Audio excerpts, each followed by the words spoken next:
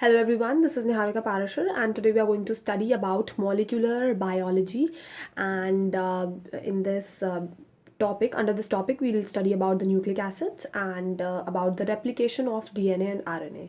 Let me first of all before starting the chapter, let me you all know that why am I making this video. It's just that I am a student of biotechnology and I'm finding really very difficult to find any lectures related to any topic on YouTube. So I thought that I should help other students who are who are not having proper teachers, so that they can learn from net or something like that. So I hope you like my initiative and I hope you will support it. So let's start. Molecular biology. Now, what is actually molecular biology? Molecular biology refers to the study of substances related or involved in the processes of life. Okay, so what is molecular biology? Molecular biology, basically it is the study of substances, study of substances or molecules related to life or related to the processes of life. For example, nucleic acids. Nucleic acids are the molecules or the substances which are related to life processes, because without nucleic acids you cannot have transmission of characters from one generation to another. Then we can have carbohydrates, we can have proteins, we can have fats. So these are all the molecules which are involved in the processes of life. Without these molecules, life cannot be continued. So what is molecular biology? Basically, molecular biology is in this under this heading we will be studying especially about DNA and RNA, but basically it is the study of substances or molecules involved in the processes of life. So if anybody asks you about the definition of molecular biology, so you can write it like this: molecular biology refers to the study of molecules of the substances involved in the processes of life. Now, the term molecular biology was first used by William Astbury in 1945. I'll dictate the spelling. It is William, WILLAIM ASTBURY. It's William Astbury in 1945. So first of all, the term molecular biology was used by this scientists in 1945. Now, molecular biology deals with the following aspect of life. Now, what are the aspects? What are the aspects of life which molecular biology deals with? It deals with structural organization of DNA.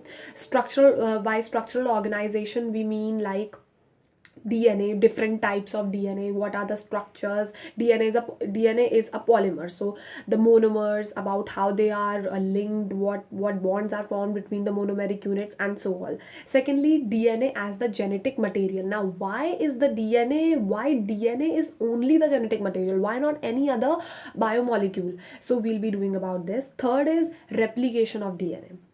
Replication of DNA, how DNA replicates. Fourth, RNA and its types. Yes, so fourth, RNA and its types. There are basically three types of RNAs, and we'll be studying about them under this heading. Then fifth one is protein synthesis. How is protein synthesized from DNA? Because for any gene to express its information, see, basically genes carry genetic information. So to express them, they need to synthesize proteins. Okay, so that is how proteins are synthesized from DNA. Sixth one is regulation of gene expression, and the last one is structure of proteins and enzymes. So we have seven. We'll be having 7 points. With which we will be studying under this heading, molecular biology. So if you want to write down, you can write it down. Molecular biology deals with the following aspects of life. First one is structural organization of DNA, then DNA as the genetic material, replication of DNA, RNA and its types, protein synthesis, regulation of gene expression, and structure of proteins and enzymes. Okay, so now let's start with nucleic acids. See, structural organization, molecular biology. These seven molecular biology will be dealing with these seven aspects of life, and the first one is structural organization of DNA. So what we have to do, we'll have to study about DNA. Now before, for studying DNA, we need to know that what are the monomers, or what are the molecules, or what are the compounds of which the DNA is composed of. So let's do it.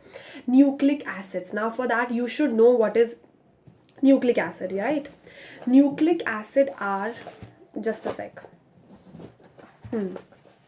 So a structural organization. So first of all, we are covering first topic, that is structural organization of DNA, and basically we'll be doing structural organization of RNA also. So we can say it like structural organization of nucleic acids. Okay, now nucleic acids are of two types: DNA and RNA, that is deoxyribonucleic acid and ribonucleic acid. Now what is nucleic acid? Basically, what is nucleic acid? So nucleic acids are the polymers of nucleotides. Okay, first point. See, I am teaching in the way in which you can make notes, because I have prepared my notes on my own. So if you want to write down, you can write it down. Otherwise, your wish. So nucleic acids are the polymers of nucleotides. Okay, or we can say that they are the macromolecules present in almost all living cells. This is the second important point for nucleic acids. They are the macromolecules present in almost all living cells.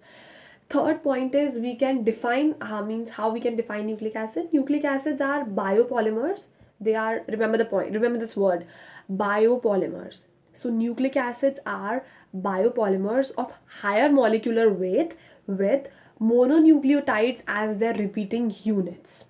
Okay, so nucleic acids are biopolymers. Nucleic acids are biopolymers of high molecular weight with mononucleotides as their repeating units. And the nucleic acids contain, what are the elements with nucleic acids contain? They contain carbon, they contain hydrogen, they contain oxygen, they contain nitrogen, and they contain phosphorus. Okay, so this is the basic frame. What is nucleic acid? Nucleic acids are biopolymers. Okay, they are the macromolecules, or they are the biomacromolecules present in almost all living cells, and they are the polymers of mononucleotides. Okay, nucleic acids are the polymers of mononucleotides. Yes.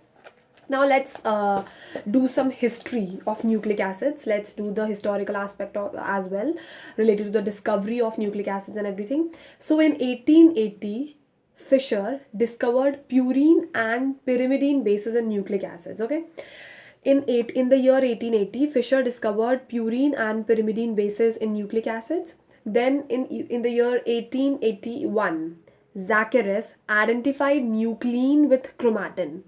So then in the year 1881, Zacharias identified nuclein with chromatin. Then further in 1884, Hertbrich claimed that nuclein is responsible for the transmission of hereditary characters. In 1884, Hertbrich claimed that nuclein is responsible for the transmission of hereditary characters. Then in 1931, P.A. Levin, he discovered that there are two types of nucleic acids, namely DNA and RNA. Then in 1944, Avery, MacLeod, and McCarty all demonstrated that DNA is directly involved in inheritance of characters. And then finally in 1953, Watson and Crick, James Watson and Francis Crick constructed the double helical model for DNA molecule. Okay, so this was the historical aspect of nucleic acid. So if anybody asks in your exam to write a short note on nucleic acid, so you can and if it comes of 10 or 12 or 20 marks like that, so you can add this historical aspect for getting good marks. This will fetch you more marks. So this it's quite important. Now, types of nucleic acids. There are two types of nucleic acids: deoxyribonucleic acid and ribonucleic acids. And these two nucleic acids are present in all plants and animals. These two means both the nucleic acids are present in all the cells of plants and animals. And yes, but virus has either DNA or RNA. Virus contains either DNA or RNA, and DNA is found mainly in the chromatin of the cell nucleus, and RNA is present in the cell cytoplasm. So this is a position like DNA is present mainly in the chromatin of the cell nucleus, and RNA is present in the cytoplasm. And if you talk about the prokaryotic cell, then you don't need to define nucleus because they lack nucleus. Yes. So this was about nucleic acid. Okay. Yes. Now I would like to tell you one more line, that DNA was discovered in 1869 by Johann Friedrich Meyer. He's a Swiss researcher. And then in 1944, Avery, MacLeod and McCarthy proved that DNA is directly involved in the inheritance of characters. Okay, so now let's talk about the function of nucleic acids. Till we have done what are nucleic acids, we have done the types of nucleic acids, and we have done the historical aspect of nucleic acids. Now let's study about what function do these nucleic acids perform, as in why are they so important, why are they so important that we are studying them. So what are the functions of nucleic acids? See, one function you all must be knowing, that since DNA is a nucleic acid and since it is involved in transmission of characters from one generation to another, so you can say that nucleic acids are involved in heredity. Okay, so yes, function of nucleic acids. DNA is the chemical basis of heredity and may be regarded as a reserve bank of genetic information. Yeah, so